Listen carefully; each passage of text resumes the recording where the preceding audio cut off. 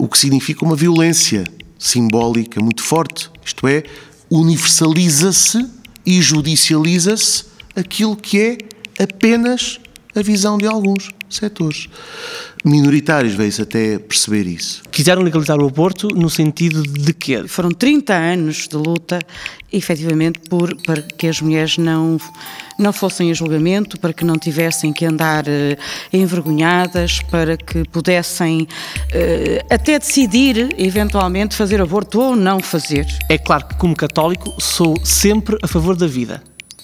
Mas também, como disse, não sou ninguém para julgar. É um sinal da entrada das mulheres em Portugal no mundo da civilização e deixarem os corredores da clandestinidade, enfim, do perigo da doença, do perigo da infertilidade e, eventualmente, do perigo de morte. Quem decidia fazer um aborto tinha que o fazer em condições clandestinas e estava sujeito a uma sanção que poderia, e significou, em alguns casos, prisão. Poderia significar prisão. A excomunhão, mas há sempre forma de remediar.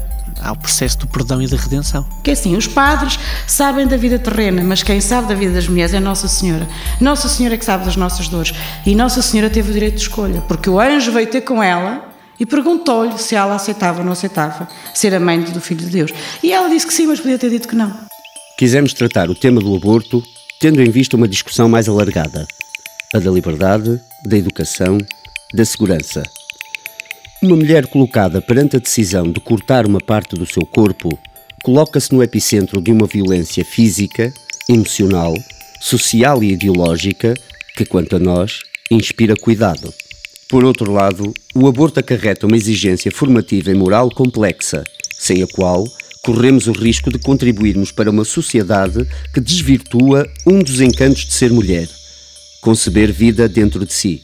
Considero que a lei é justa, porque a lei vai ao encontro dessa possibilidade de opção, precisamente. As alternativas sempre foram as mesmas, né? Só que hoje pode dar condições. Faziam aborto com pé de salsa, agulhas de crochê, portanto, isto é, provocavam a hemorragia para que o seu próprio corpo expulsasse a placenta e, portanto, fizesse um aborto provocado. Melhores condições da escolha, mas a alternativa sempre foi a mesma. Porque há muitas mulheres que continuam a fazer aborto ilegais. Muitos dos profissionais de saúde que se recusavam a auxiliar uma mulher para realizar um aborto, por exemplo, no Sistema Nacional de Saúde, faziam-no em situações privadas. Um avanço no que diz respeito à tolerância, à diversidade. Eu sou contra o aborto, mas também sou contra a penalização da mulher. Porque sou sempre a favor da vida. Porque os que defendem a impossibilidade do direito de escolha, os que são anti-escolha, não é? Também não defendem a educação sexual, nem defendem os métodos contraceptivos, defendem aquilo que eles consideram e chamam métodos naturais. Agora, também o que é natural seria discutível, não é? A partir do momento em que há concepção, há vida. Não é um bebê, nem é uma criança, é um feto, é um projeto. Ponto.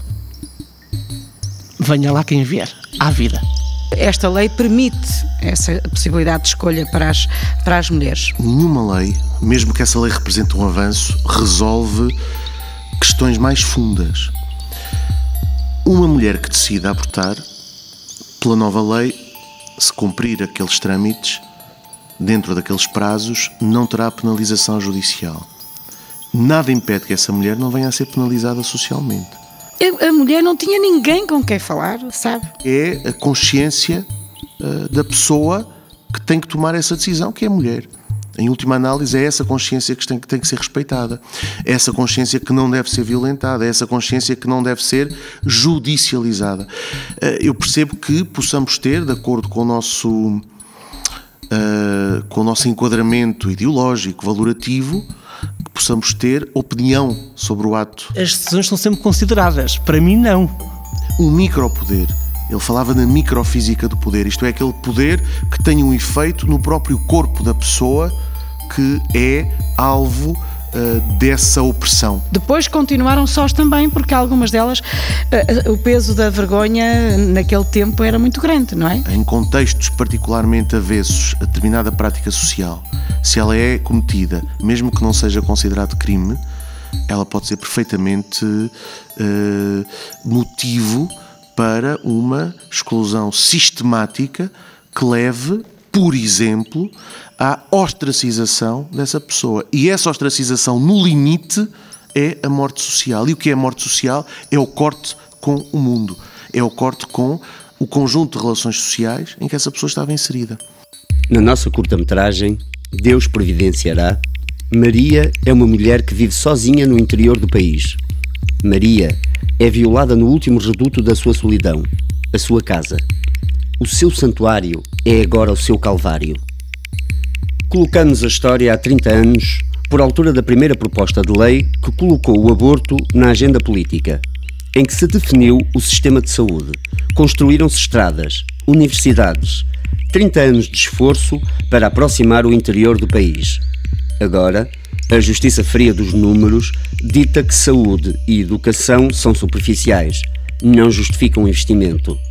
Violento, muito violento.